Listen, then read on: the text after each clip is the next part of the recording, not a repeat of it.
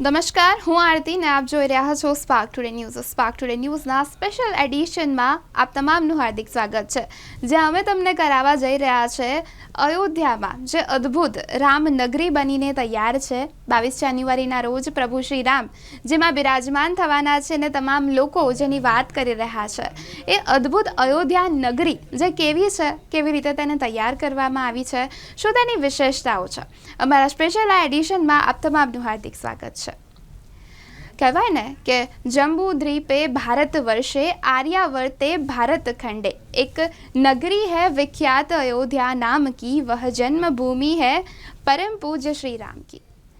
અદ્ભુત શ્રી રામની વાતો તમામ લોકો કરી રહ્યા છે. 500 વર્ષનો વનવાસ પૂરો કરીને પ્રભુ શ્રી રામ અયોધ્યામાં 22 જાન્યુઆરીના રોજ બિરાજમાન થવા જઈ રહ્યા છે ને જે બિરાજમાન થવાના છે તેને લઈને તમામ જે સનાતનીઓ છે, કરોડો સનાતનવાસીઓની જે પ્રતિષ્ઠા છે, જે મનોકામના છે, ઈચ્છા છે તે પૂરી થવા જઈ રહી છે. અને ભવ્ય રામ મંદિર, દિવ્ય રામ મંદિર, અલૌકિક રામ મંદિર બનીને તૈયાર થઈ ગયું છે. ગર્ભગૃહ બનીને તૈયાર છે. જે અયોધ્યાનું રામ મંદિર છે તે પારંપરિક નાગર શૈલીથી તૈયાર કરવામાં આવ્યું છે. જેમાં મંદિરો, તમામ જે સ્તંભ છે તે તૈયાર કરવામાં આવ્યા છે. નાગર શૈલીમાં અયોધ્યાનું રામ મંદિર બનીને તૈયાર છે. અયોધ્યા નગરીને સજાવવામાં આવી છે. અને કહેવાય ને કે દિવાળીનો પર્વ જેમ હોય, જેવી રીતે 14 વર્ષનો વનવાસ પૂરો કરીને પ્રભુ શ્રી રામ માતા સીતા સાથે આવ્યા હતા અને અયોધ્યા નગરીને તમામ લોકોએ સજાવી હતી દીપ પ્રજ્વલિત કરીને. તેવી જ રીતે હાલ તૈયારીઓ થઈ રહી છે અને અદ્ભુત અસ્મરણીય તમામ જે મંદિર છે જે બનીને તૈયાર છે, ગર્ભગૃહ બનીને તૈયાર છે. લગભગ કહી શકાય કે તમામ જે તૈયારીઓ છે તે થઈ ગઈ છે અને 22 જાન્યુઆરી જે સુવર્ણ અક્ષરો પર લખાવા જઈ રહ્યું છે ત્યારે તે પણ નજીક જ છે. હવે ગણતરીના દિવસો બાકી છે. જેમાં મંદિરની વિશેષતાઓની વાત કરું તો જે મંદિર છે, મંદિરની લંબાઈ પૂર્વથી પશ્ચિમ સુધી છે જે 380 ફૂટ છે અને 250 ફૂટ પહોળું છે અને તેની ઊંચાઈ 168 ફૂટ છે. મંદિરમાં 392 સ્તંભ અને 44 દરવાજા આવ્યા છે. મુખ્ય દ્વાર ગર્ભગૃહમાં શ્રી રામના બાલ રૂપને બિરાજમાન કરવામાં આવશે. આ મૂર્તિ અરુણ યોગીરાજે જે બનાવી છે તે મૂર્તિ હોઈ શકે છે. તેની ચર્ચાઓ તમામ લોકો કરી રહ્યા છે. મૂર્તિ જે મંદિર કમિટી દ્વારા જે આ ફોટો, તસવીરો જે વાયરલ કરવામાં આવી છે તે અનુસાર મંદિરમાં 5 મંડપ હશે. નૃત્ય મંડપ, રંગ મંડપ, સભા મંડપ, પ્રાર્થના મંડપ, કીર્તન મંડપ. 5 મંડપ સિવાય તમામ જે સ્તંભ છે તેના પર દેવી દેવતાઓના મૂર્તિઓ કંડારવામાં આવી છે. મંદિરમાં પ્રવેશ પૂર્વ દિશાથી હશે, જેમાં સિંહ દ્વાર છે. 32 પગથિયાઓ ચડીને મંદિરના ગર્ભગૃહમાં આપણે જઈ શકીશું. સીડીઓની બંને બાજુ 2 સિંહ અને 2 ગજરાજ છે. મંદિરમાં દિવ્યાંગ અને વૃદ્ધ લોકો માટે રેમ્પ પણ બનાવવામાં આવી છે તેમજ લિફ્ટની સુવિધાઓ પણ કરવામાં આવી છે.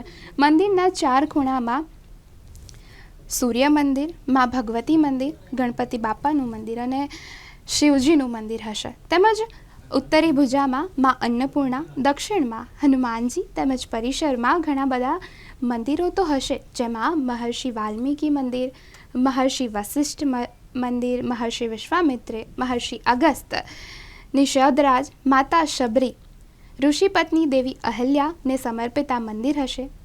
તેમજ મંદિરમાં તમામ વ્યવસ્થાઓ કરવામાં આવી છે. 25,000 ક્ષમતાના દર્શનાર્થીઓ જે રહેવા માટે, જે 25,000ની ક્ષમતા ધરાવતા નિવાસ સ્થાનની પણ ખાસ વ્યવસ્થા કરવામાં આવી છે. લોકરની વ્યવસ્થા કરવામાં આવી છે. સ્નાનઘરની વ્યવસ્થા કરવામાં આવી છે. તમામ વ્યવસ્થાઓથી સજ્જ છે. મંદિરની લંબાઈ પૂર્વથી પશ્ચિમ 380 ફૂટ અને પહોળું 250 ફૂટ અને ઊંચાઈ 168 ફૂટ હશે. 392 સ્તંભ અને 44 દરવાજા હશે. તેમજ ધર્મ પથ પર સૂર્ય સ્તંભ પણ સ્થાપિત કરવામાં આવ્યો છે. ત્યારે કહી શકાય કે તમામ પ્રકારની વ્યવસ્થા જે અયોધ્યાના રામ મંદિરમાં થઈ ગઈ છે અને અયોધ્યા નગરીને સજાવવામાં આવી છે.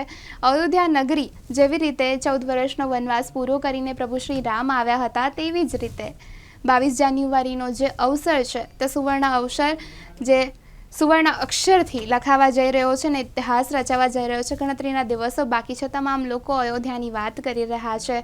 અયોધ્યાનું મંદિર તો જ્યારે બનીને તૈયાર થશે ત્યારે જ પૂરી તૈયારીઓ સામે આવશે, પરંતુ જે આ મંદિર કમિટી છે તેમના દ્વારા જે ફોટા બહાર પાડવામાં આવ્યા છે અને જે માહિતી મળી રહી છે તે પ્રમાણે આ જ તમામ જે વિશેષતાઓ છે ને હજી તો ઘણું બધી વિશેષતાઓ છે.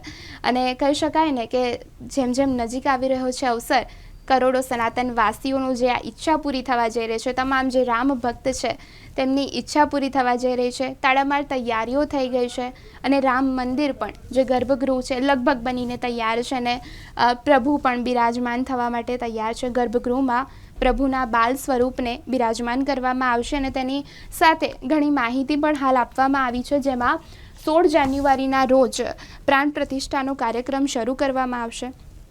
17 જાન્યુઆરીના રોજ જે મૂર્તિ છે તે અયોધ્યા ધામમાં ભવ્ય શોભાયાત્રા કાઢવામાં આવશે. 18 જાન્યુઆરીના રોજ પ્રાણ પ્રતિષ્ઠાની વિધિ પ્રારંભ કરવામાં આવશે. 19 જાન્યુઆરીના રોજ અગ્નિ સ્થાપના થશે. 20 જાન્યુઆરીના રોજ મંદિરના ગર્ભગૃહને સરયુ જે લાવવામાં આવશે અને 21 જાન્યુઆરી રામલલા 125 કલશ દિવ્ય સ્નાન કરવામાં આવશે અને 22 જાન્યુઆરીના રોજ મૃગશિરા નક્ષત્રમાં પ્રાણ પ્રતિષ્ઠા રામલલાની કરવામાં આવશે. ત્યારે કહી શકાય કે તમામ જે તૈયારીઓ છે તે થઈ ગઈ છે અને પ્રભુ બિરાજમાન થવા માટે પણ તૈયાર છે. 22 જાન્યુઆરીનો અવસર નજીક જ છે અને કહી શકાય કે તમામ જે તૈયારીઓ છે તે થઈ ગઈ છે અને તમામ જે 7,000 કરતાં પણ વધારે લોકોને આમંત્રણ આપવામાં આવ્યું છે અને આપણા વડાપ્રધાન હોય કે પછી તમામ જે મહાન હસ્તીઓ છે તે તમામ લોકો જે ઉપસ્થિત રહેવાના છે અને કહી શકાય કે 22 જાન્યુઆરીના રોજ સુવર્ણ અક્ષરો પર લખાવા જઈ રહ્યો છે. ત્યારે સ્પાર્કના માધ્યમ થકી અમે રોજ કંઈક ને કંઈક નવી માહિતી તમને પહોંચાડતા રહીશું. ત્યાં સુધી આપ તમામને જય શ્રી રામ.